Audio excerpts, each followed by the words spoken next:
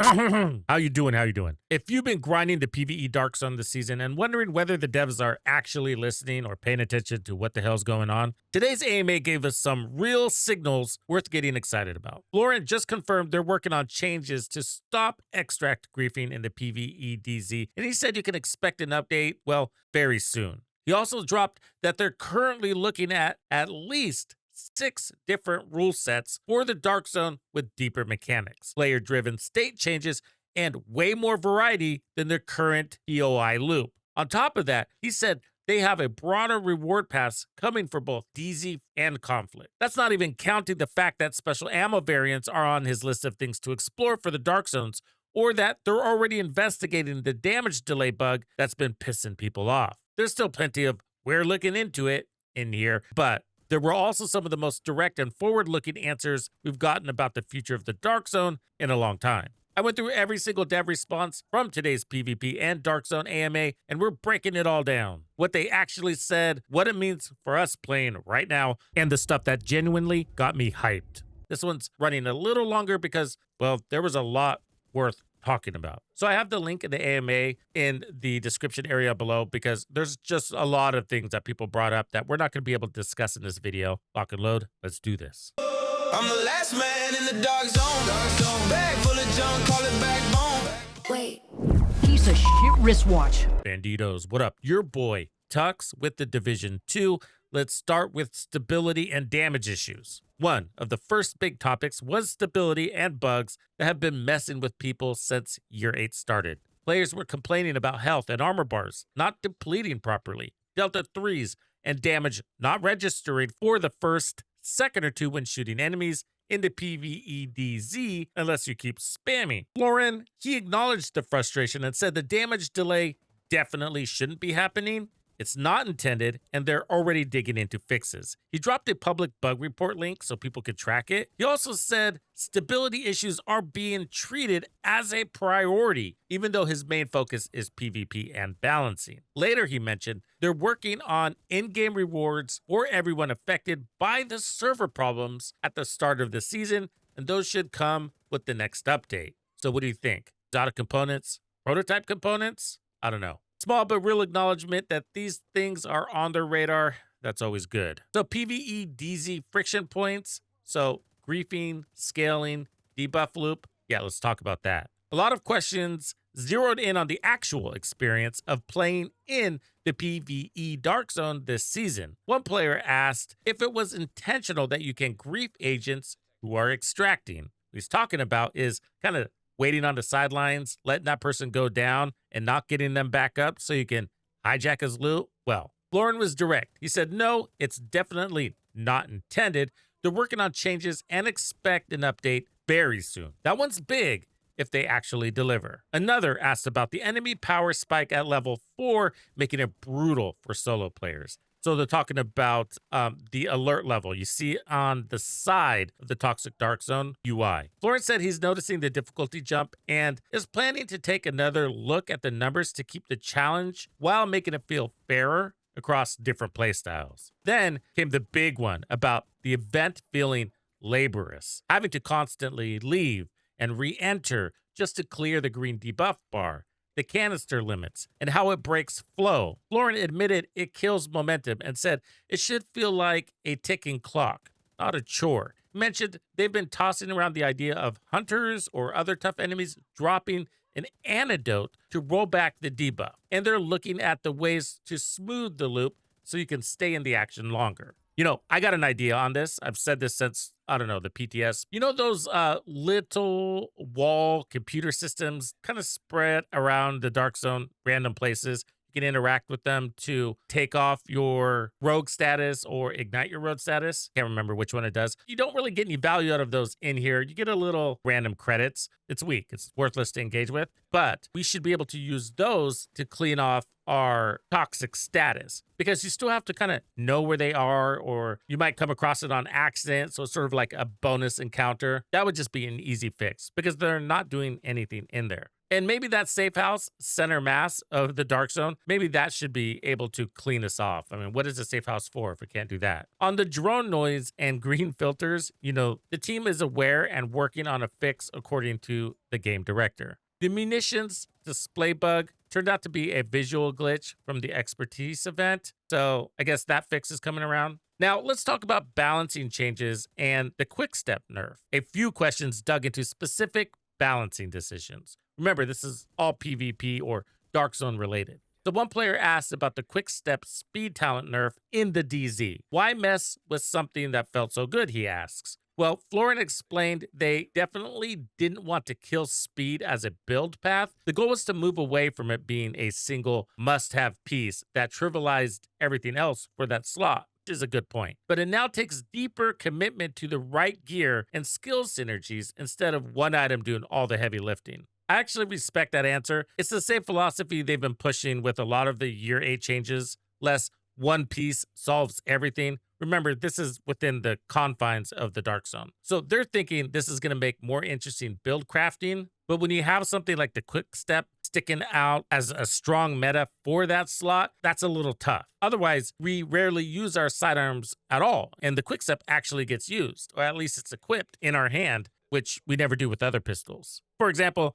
the TDI card provides more skill tiers, but is it worth swapping to that as you're running around in the Dark Zone in between engagements? Probably not. You might as well just hold your primary weapon in your hand in case shit pops off. We just don't have options there. That's one of the problems. Someone else asked about hostile modifiers, especially the confusion bullets, feeling overtuned. Yeah, this one's killing me. And this isn't just about the Dark Zone. This is everywhere, right? If you like playing kind of run and gun style, this one is extremely punishing. Florin said he's already planning to relook at the tuning so they add challenge without ruining the fun. And it's more than that. Like, a lot of the builds are sort of unplayable because of this in a way. Even the modifiers. For example, you have that invincible modifier. Well, you're invincible as long as you're slain. But if you're not slain, then you're not invincible. The problem is that you can't slay when somebody hits you with that dizziness because you can't shoot anybody. Not consistently, at least. And so you end up just absorbing damage, not dishing it out. Your invincible expires and you're dead.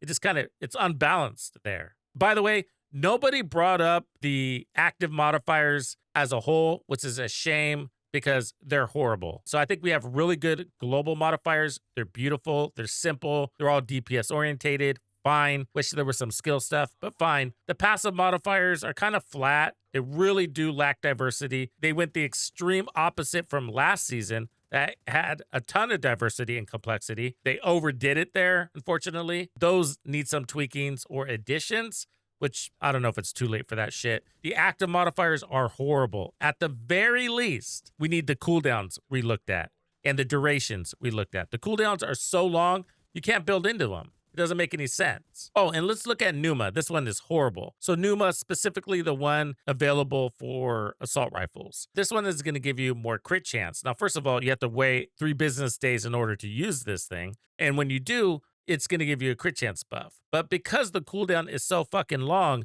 nobody's going to want to run around with an assault rifle build that has under crit value. The build would be ineffective more than it would be effective. And then when you finally turn this thing on, you still have to get your kills, which is going to be hard. You just don't have the crits in the first place. Now, if you're playing something like heroic content or whatever, yeah, okay, fine. You can pull it off down there. You're doing some solo work. But for everything else, yeah, this modifier is just dead on arrival. On the normalized gear PvP balancing combo and the PvE DZ, he acknowledged it can feel restrictive and said they're looking at ways to refine it so players have more freedom to test real builds. Now let's talk about rewards, underused gear, and future ideas. This was one of the stronger sections of the AMA. A player suggested adding a full hunter uniform set, like a mask, a shirt, pants, boots, and a backpack, as an exotic rarity drop in the PvE Dark Zone, with better chances the more hunters you defeat. This sounds a little bit more like a special event idea, right?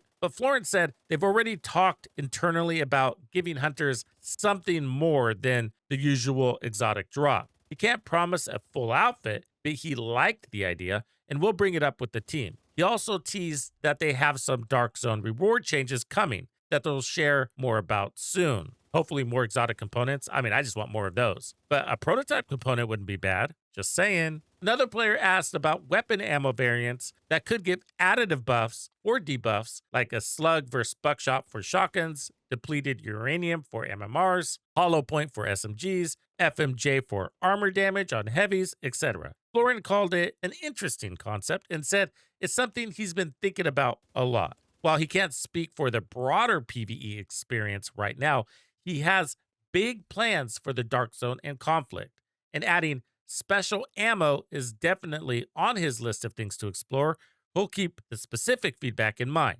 That one got me excited. If they actually experiment with meaningful ammo types in and out of the Dark Zone, that could add a whole new layer to loadout building. Elements are available to many of our favorite games. Things like crush rounds or piercing rounds are also things you can consider looking at, which would apply better damage to armor targets or to mechanical targets, for instance. Not to mention radiated bullets and stuff like that. You know, Borderlands has that, the First Descendant has that, and many, many more games. That would be super cool. Next up is the future of the PvE Dark Zone. So a bunch of questions were about whether the PvE DZ is staying and what comes next. One player asked if we could get private or invite-only Dark Zones so you can play with friends without server hopping or randoms. Florin said he understands why that would be useful, but the whole uncertainty of sharing this space with others is exactly what makes the Dark Zone special. Because of that, they don't currently have plans for private invite-only spaces in the near future, but you never know in the far future. Another player thanked the team and asked if there's a plan to keep the PvE DZ long-term. Florin said he's glad people are enjoying it, and that since folks are already diving in, they should definitely keep playing. He can't confirm long-term plans yet, but there's a lot more incoming that he thinks people are going to really like. This one's for me. I really hope the PvE DZ sticks around long-term. Although I don't see myself spending the majority of my game time there, I would add that in as a regular loop to farm exotic components because I'm missing that. But it's an extension to our open world. I dig it. Earlier, someone asked about deeper mechanics if it stays. Rare world bosses, locked areas, player collaboration that actually changes the state of the zone.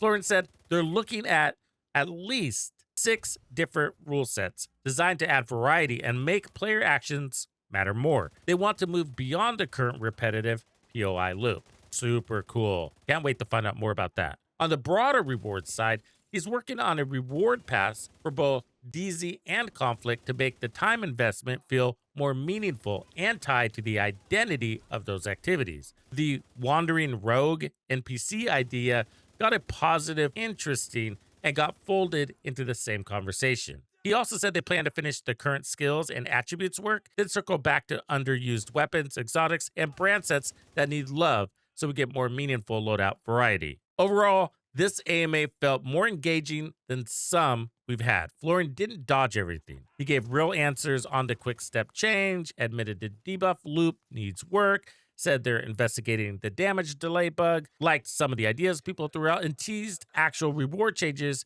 and new rule sets coming for the Dark Zone. The biggest things I'm watching for are, well, the extract griefing fix very soon, tuning on hostile modifiers. Yes, we need that big time. And although it wasn't discussed, tuning on our active modifiers too. Whatever the broader DZ reward pass actually looks like. Whether the PvE DZ gets more depth with the 6 rule sets, a lot of we're looking into it and can't confirm yet, so I'm not holding my breath, but also more direct, this isn't intended, and we're already digging into fixes than I expected. And the fact that he's talking about deeper mechanics and new reward structures instead of just maintaining the status quo, that part actually got me a little hyped. But there's one thing, and it's a big thing, that wasn't discussed as it relates to, well, more of the PvP Dark Zone. And that is the monkey business that actually goes on in there. Have you guys seen an actual PvP fight? Well, for the most part, it all happens right in front of a checkpoint door. Yeah, you'll have like a dozen dudes just standing right outside the door and just duking it out there. People die. They revive back in the checkpoint. They come right back out. They do it again. There's no loot. There's no tacticalness. It looks stupid. And I'm honestly just embarrassed that that is our PvPvE experience. We have this whole giant dark zone for PvP players, technically 3 of them, This season only 2. None of the space is being used. It's all happening right in front of a door. And why? It's embarrassing for the game. Don't worry, we're going to have a whole separate video on this because we got to raise the flag on it. So what did you think of the AMA? Any of these answers surprise you or get you excited? Are you still running the PvE DZ every day, or did some of the friction push you out? Drop it in the comments. Let's talk it out. Hey, thanks for hanging out with me. If this one landed right, do me a favor and drop a like and subscribe. Totally helps. And if you want to catch the next one when it drops, just flip on notifications. Big thanks to all the channel members and everyone supporting the channel. You guys are the reason this community keeps growing stronger every day. I'm so proud.